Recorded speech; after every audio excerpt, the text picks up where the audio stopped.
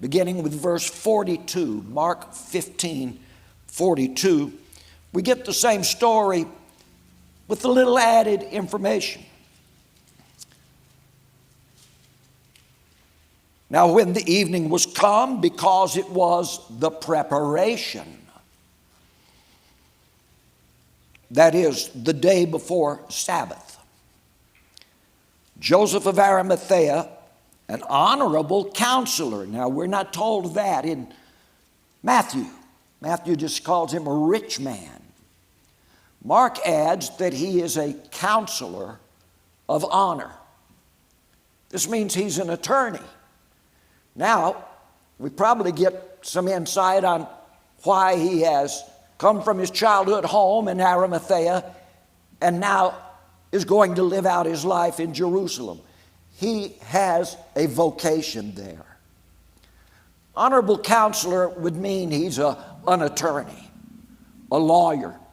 It is thought that he argues cases before the Roman government when Jews are accused of breaking a Roman law or statute.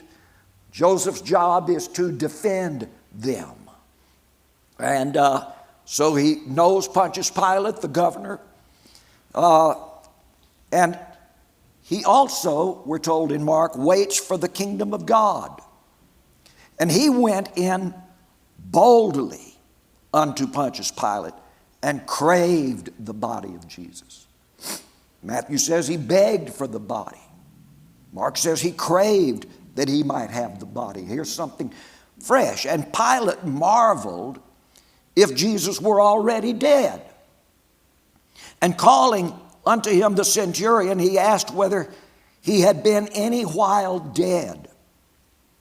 And when he knew of the centurion, this information, he gave the body to Joseph.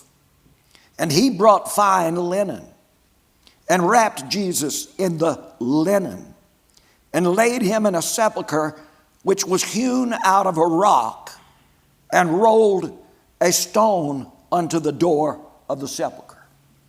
So he's a rich man. He's an honorable counselor. He's a disciple of Jesus, a believer, that is. And he's also an honorable counselor. Let's see what Luke says about him. Gospel of Luke, chapter 23, verse 50. Pilate was, in the Mark version, Pilate was astounded that Jesus had already died. What does that hint to us? Well, that it normally takes a long time for someone in excruciating pain to die on a cross. We'll one day soon have a discussion of Jesus' death on the cross, what it would have been like, where the nails would have gone, why that would cause long, painful death and in the feet. Besides that, Jesus had been beaten twice by the Jewish soldiers the night before, and then Pilate had had Jesus beaten by the Romans. We'll talk about these different beatings, 7 major times that Jesus shed blood, 7 different ways in incidents. We'll talk about all that. But if you go to the Roman histories, when there had been a slave rebellion, what was the name of that slave? Oh, Kirk Douglas played him in a movie. Yeah, Spartacus. I am Spartacus. No, you're not. I'm Spartacus. I love that scene. The Romans wanted Spartacus, but they didn't know what he looked like. He was the leader. And so every one of his men said, I'm Spartacus. They're all going to get crucified for being Spartacus. But they say that there were so many crucifixions after that rebellion that the crosses lined the Appian Way from the outside of Rome all the way down to the coast of the sea. It was against the law to remove a body from a cross. You weren't crucified. Nobody was given the crucifixion death sentence unless they were convicted of leading insurrection against Pax Romana, the Roman peace. You lead people in rebellion against Rome, you get crucified. And the crime was called insurrection. And there were so many along there, and we read that it took 30 hours sometimes for a man to die hanging on a cross. Jesus has died in just a few hours. And that's why Pilate is kind of amazed. Why is it that he's already dead?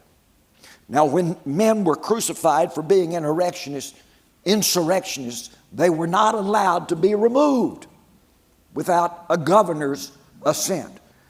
The bodies were to hang there, become crow-pecked and bird-eaten, and ants crawling up and carrying off pieces of rotten flesh down into their nests in the ground.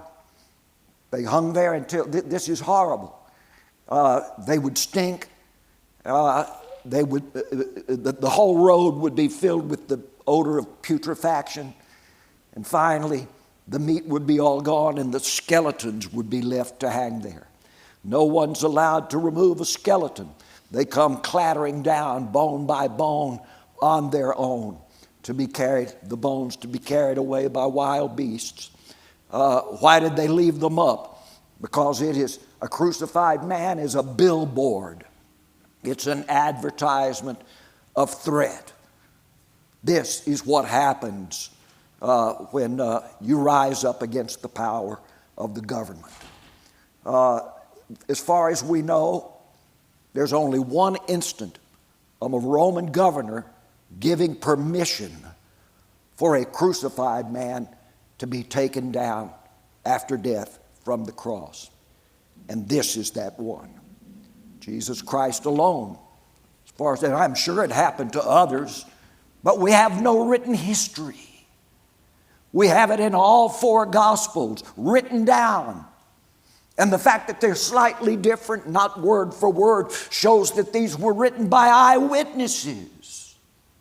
People who saw it. Get four people to witness an automobile accident and be a police officer and go and take four testimonies. They'll each give you some differing detail of what they saw. This doesn't prove that the Bible is contradictory. Rather, it proves that it's actual eyewitnesses, people who were there, and they tell it the way they see it at the time. In Luke 24, verse 50, and behold, there was a man named Joseph, a counselor. We're told again, he's an attorney. And he was a good man and just. So he's not just a disciple of Jesus. He not only is waiting for the kingdom of God to come, but he himself is a good, just man. The same had not consented to the counsel and deed of them. He was of Arimathea, a city of the Jews, who also himself waited for the kingdom of God. Now, for it to say he had not consented to the counsel and deed of them means that he was in Jesus' trial. And he would have been one to step forward and make a case. Lord Honorable Governor Pilate, do we indeed want to crucify this man? Here is why he cannot be blamed as an insurrectionist. Everything that he ever taught, he taught in public. He never met behind closed doors with a group of rebels. He never plotted. He himself testified before the high priest last night, Honorable Pilate. He himself testified. And none could say against this, that everything this man Jesus of Nazareth taught was taught in public and taught before our religious leaders of differing ideas.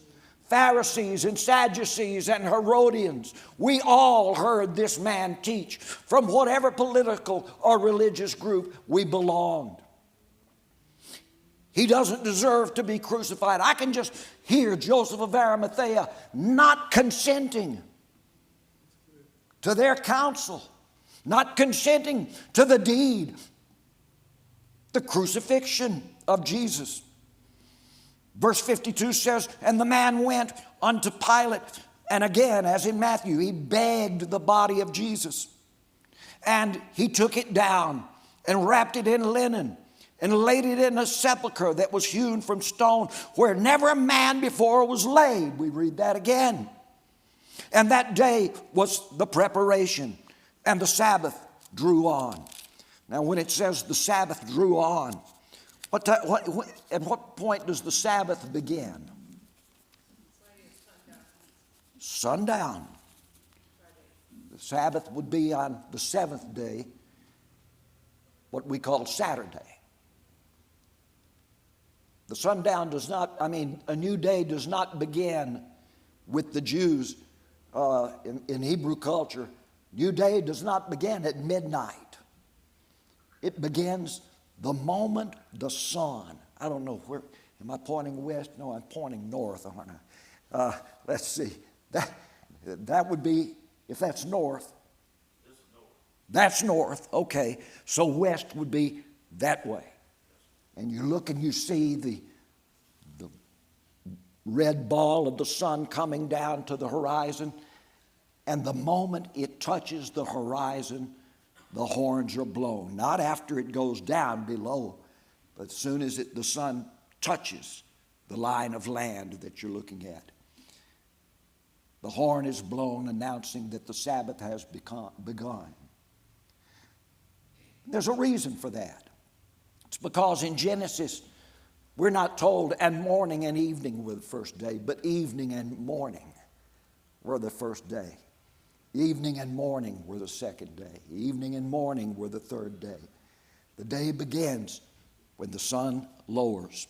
So what does that mean in our story?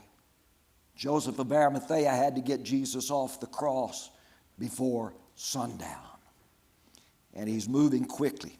Can't do this on a Sabbath. It's another big problem. You touch a dead body and you're unclean for a month. Just for touching a dead body. Only an apothecary embalmer would be allowed to do it. They would get ropes around a dead body and lift it without touching it, because no Jew wants to touch a dead body and render himself unclean. Jesus is not only dead, but he has sores and wounds, cuts and gashes all over his body. Even if you touch a living body, not dead yet, but has oozing sores, you're unclean for 7 days, just for touching something with a running sore. This means that Joseph of Arimathea is making himself unclean and won't be able to practice his work, his legal work, for 30 days. But there's more. We have, let's see, John. Yeah. Got a sticker in the way. We have John chapter 19, beginning with verse 1. No, I'm sorry. I'm very wrong. Chapter 19, verse 38. 1938. Is this interesting to anyone? Yes. And after this, Joseph of Arimathea, being a disciple of Jesus, but secretly for fear of the Jews. Now that's something we weren't told in the others. Joseph has been secret about his discipleship. When it says for fear of the Jews, might mean because we see no fear in this man. He's very bold. He'll go right in boldly to Pilate and demand things. There's no reason for him to be afraid. He seems like a gutsy individual. But since he represents Jews, he does not want to get himself put out of place. He is the only voice of some of these accused Jews before the Roman court. And so he's being very careful. So for care of the Jews is probably what it means. And he besought Pilate that he might take away the body of Jesus. And Pilate gave him leave. He came therefore and took the body of Jesus. Now, we've got a character that does not show up in Matthew, Mark, or Luke. We find that Joseph has an accomplice. Who is this? There came also Nicodemus, which at the first came to Jesus by night. And Nicodemus shows up with a mixture of myrrh and aloes, about 100-pound weight. And they, Joseph and Nicodemus, took the body of Jesus and wound it in linen clothes with the spices, as the manner of the Jews is to bury. Now in the place where he was crucified there was a garden, and in the garden a new sepulchre, wherein never man yet laid. And they laid there laid they Jesus. Therefore, because of the Jews' preparation day, for the sepulchre was nigh at hand. So now we know that this garden tomb is actually pretty close to Calvary's Hill, where Jesus was crucified. It's nigh at hand to where he died, so they didn't have to carry him far. But it's getting to be sundown. They have to hurry. Now let's talk a bit about Nicodemus. We only meet him in the Gospel of John on 3 occasions. Earlier in Jesus' ministry, when he first began to preach and teach and work some miracles, he is in a house. It's night. Nicodemus shows up and asks Jesus, Master, he's representing a group, we know that you are a man sent from God, for no one can do these works that you do except God be with him.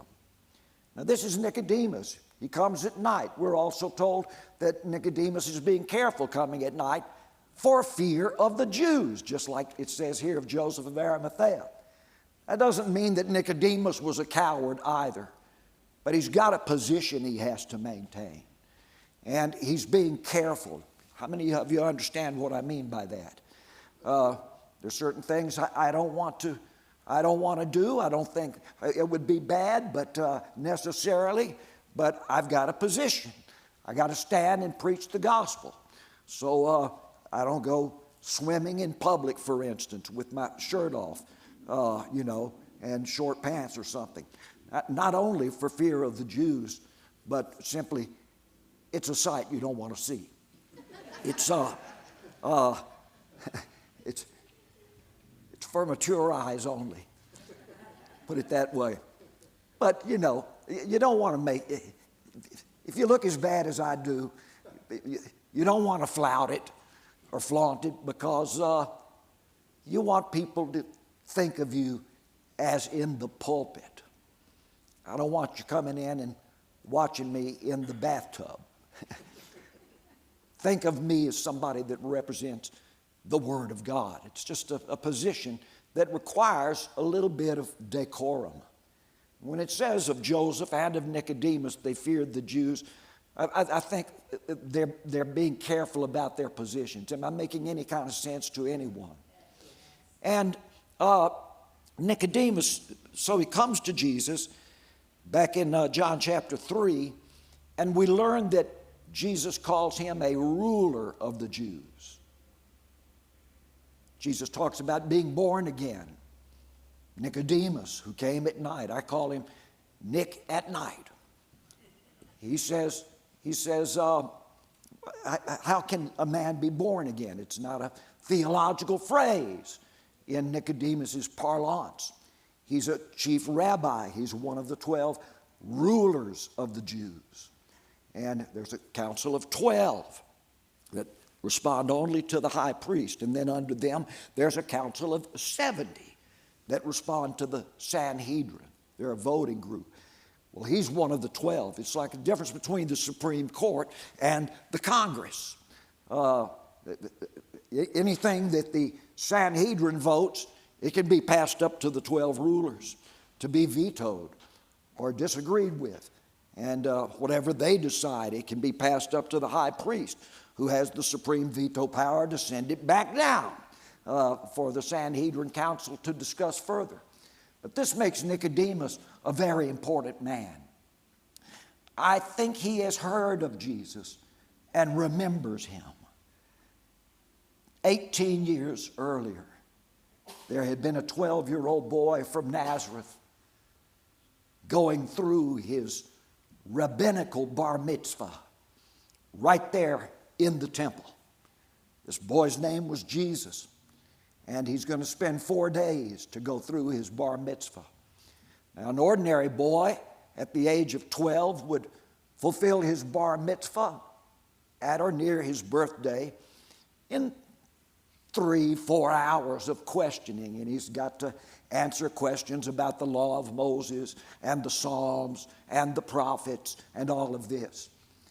But if you're going out, if you want to become a rabbi, then when you take your bar mitzvah, it's so that you will be allowed to begin entering rabbinical school. Now, we know that Jesus, at the age of 30, is indeed a rabbi. Nicodemus will not only call him rabbi, but master. It's a rabboni, a teacher of rabbis. And Jesus has risen to such a level in education. He got his PhD, Amy, and his master's. And Nicodemus has this thing about what does it mean to be born again? I've never heard that phrase used. How can a man go back into his mother's womb after he's grown and come out again?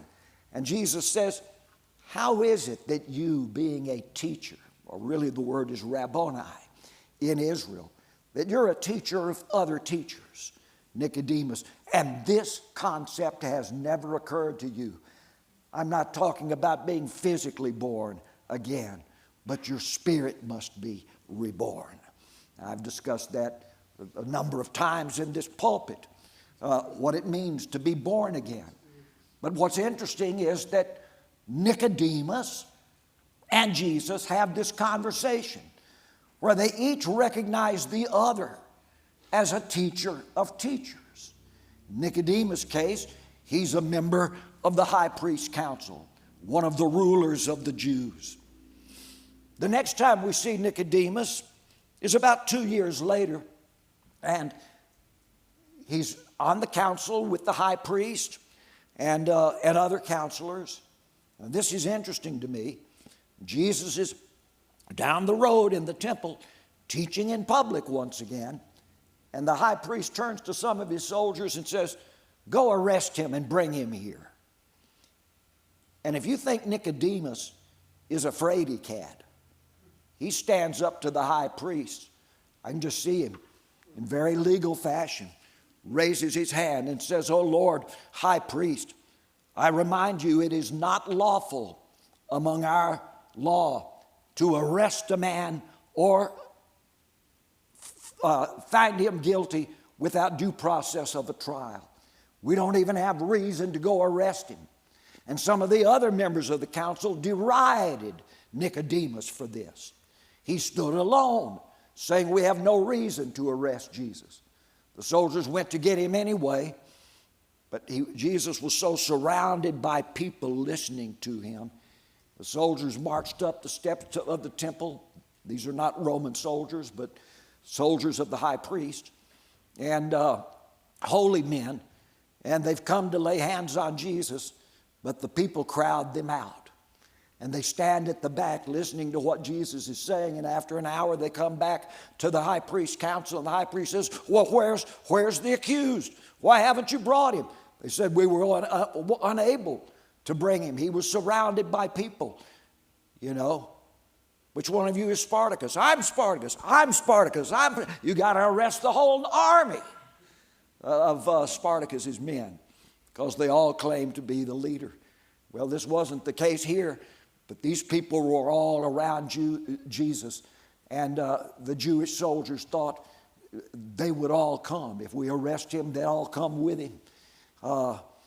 You know, we don't. It's the feast of the dedication right now. We don't want to riot in the city, and so we didn't. And the high priest says, "You should have obeyed our orders and arrested him." Nicodemus says they weren't. It wasn't a unanimous decision. Oh, high priest, has to have been a unanimous decision, and I objected to it. And probably a few others did, and the other members derided Nicodemus and said, "You must be from Galilee also." In other words, like all those people that are around Jesus, you're politically sympathetic to them, but that wasn't the case at all. The other thing is that Nicodemus has more at stake than Joseph of Arimathea does. Joseph of Arimathea may lose his job. He may be unclean for a month, you know, for touching the body of Jesus. Pilate is sticking his neck out to give an order, remove a man from the cross, because Pilate didn't really feel Jesus was guilty anyway. And I'll give a teaching on Pilate sometime and point that out to you. Pilate didn't want Jesus crucified to start with. The high priest had forced that upon Pilate. And the high priest had brought in a whole bunch of his own people. And they were yelling and screaming in the city before Pilate's hall saying, "Crucify him, crucify him. He doesn't deserve to live." Nicodemus is not only suspect to the high priest for standing against him on the earlier arrest of Jesus some months earlier, but now Nicodemus says, "No, we're not going to leave that good man's body on the cross for people to see it putrefy and rot there. We're not going to do it." Well, Joseph, what are we going to do? Well, we can't get anybody else to help us. Nobody wants to be condemned by the high priest. But I'll go. Joseph had stood up to Pontius Pilate. Nicodemus had stood up to the high priest. Nicodemus is going to lose his position as one of the favored rulers of the high priest council.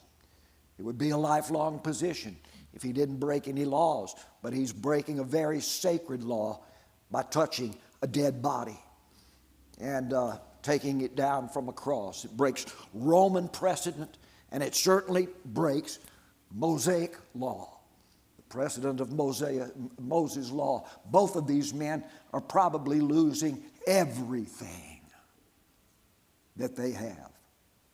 And we can just see them getting Jesus' body in a hand cart, something like a little wooden wheelbarrow, and moving him as carefully as they can down from Calvary, down the road to where this cemetery garden is.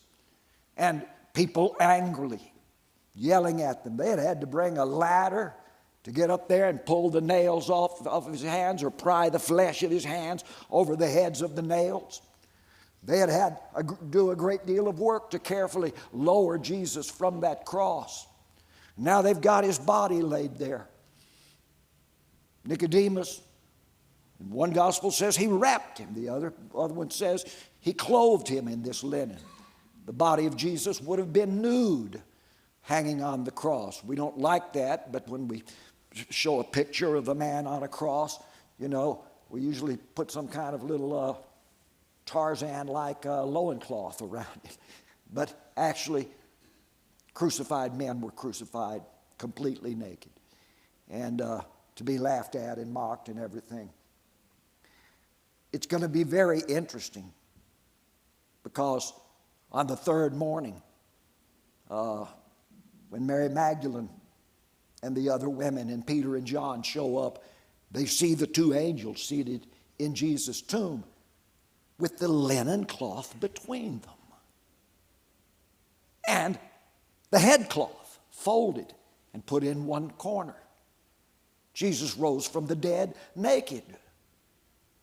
Mary will turn around and see him, and he's clothed in the garb of a gardener.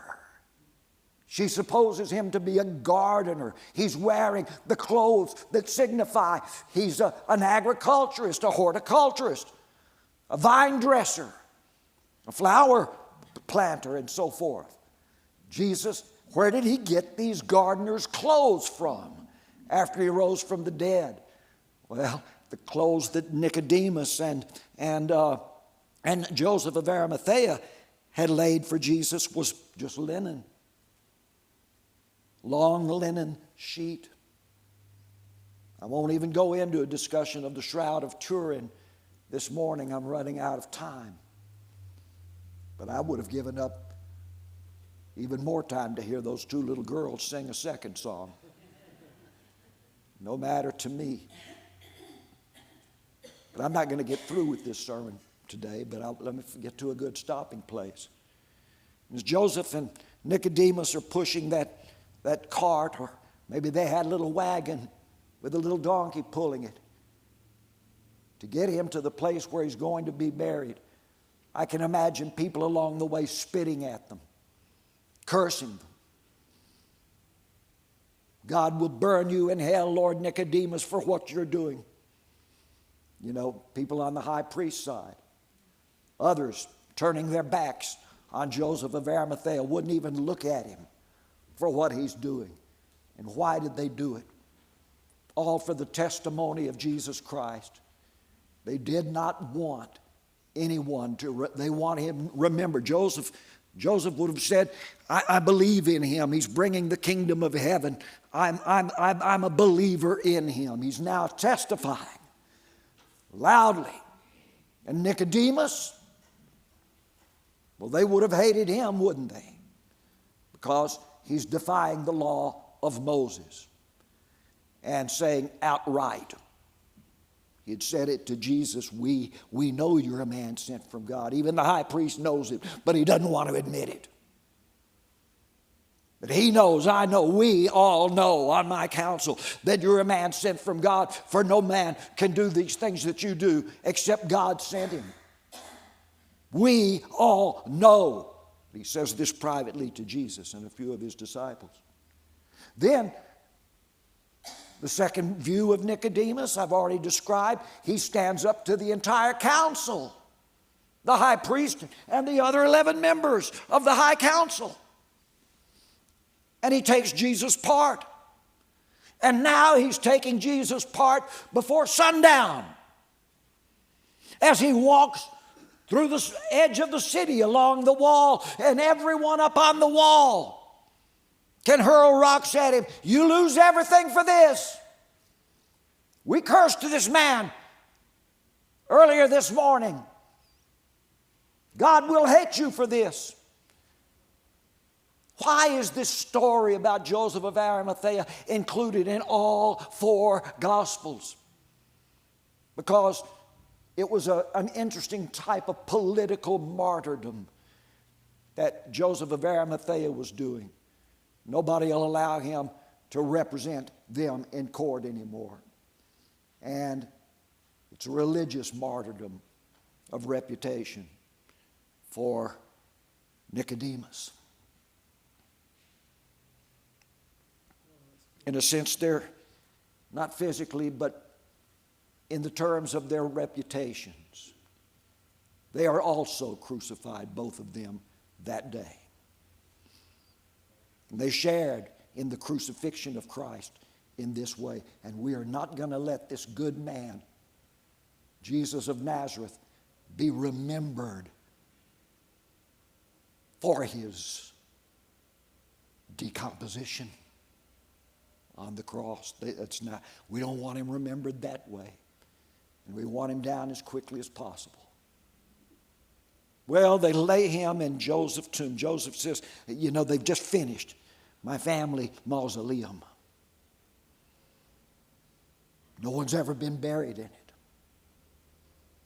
I'll have more on that to say next time I speak here on a Sunday morning, because I really haven't gotten to the big incident of what happens at the garden tomb on the third day after he was buried in it.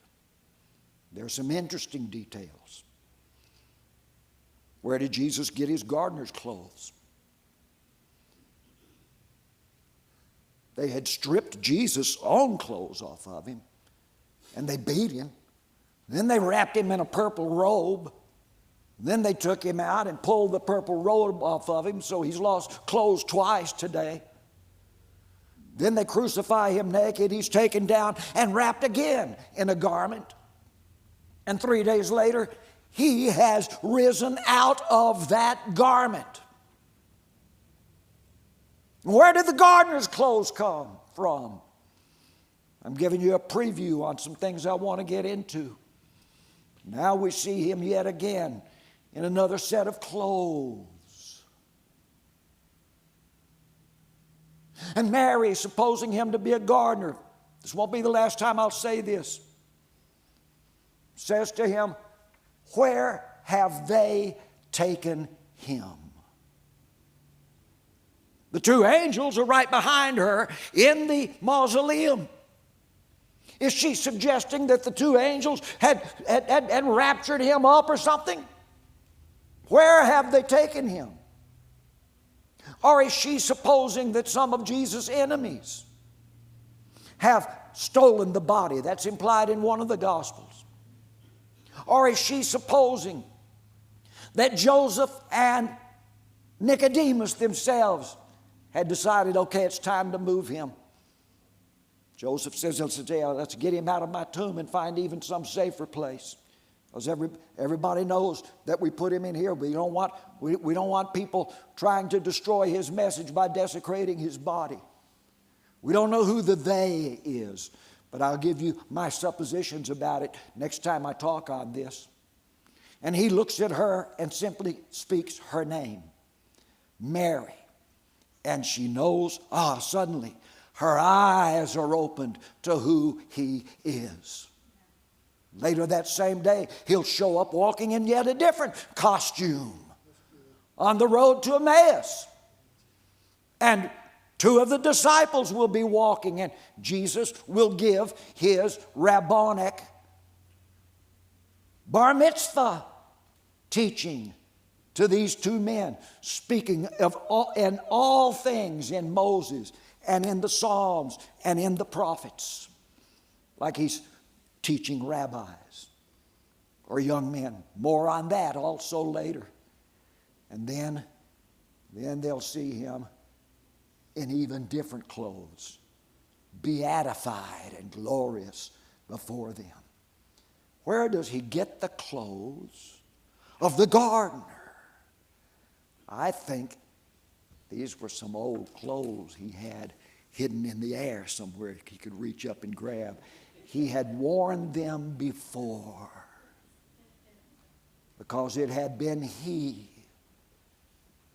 the gardener, Christ, who had planted the Garden of Eden in the first place. His gardener's clothes are his original workwear, his original garb, and now he's wearing it again. And he says to her, Mary. Well, more to that. I just going to give you a little bit of feeding information about this. I love the song the children sang about living waters. Come to the living waters. This is your invitation day. Come to the one who died for us on the cross. I loved what I heard of the communion talk today about he who gave his life for us. He who was without sin took upon himself all of our sins. Just absolute gorgeous talk. And I come again to a phrase God gave me Some years ago when I was preaching, it just popped into my brain, and I've been saying it ever since.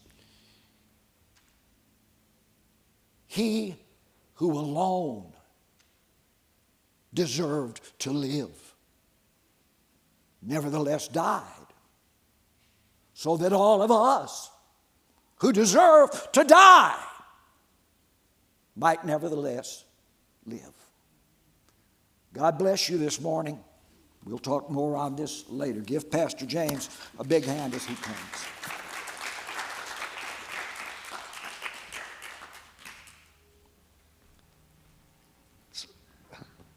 Let's all go ahead and stand to our feet. Did that touch you today? Well, that I don't know what happened, but something touched me all really deeply to think